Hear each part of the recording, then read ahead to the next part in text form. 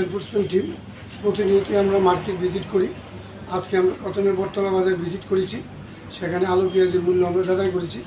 পরবর্তীকালে একটা কোম্পানির উপর ভিত্তি করে সিদ্ধি আশ্রম শিব দুর্গা ভ্যারাইটিস আমরা এনকোয়ারি করেছি। এনকোয়ারি করে দেখলাম সেখানে যে ঠান্ডা পানীয় যেটার দাম 99 টাকা সেটা 110 টাকা বিক্রি হচ্ছে। এই ব্যাপারে একটা স্পেসিফিক কমপ্লেন সিএম পোর্টালের চিফ মিনিস্টার পোর্টালে এটা ছিল, সেটার উপর ভিত্তি করে আজকে আমাদের অভিযানে এসে আমাদের এটা সত্যতা পেয়েছি।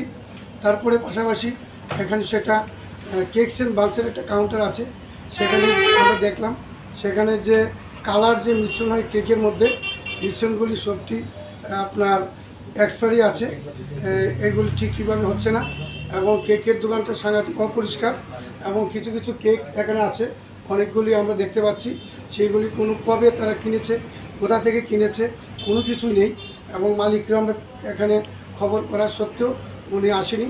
সেখানে ম্যানেজার আছে, ওনাকে জিজ্ঞাসাবাদ চলছে।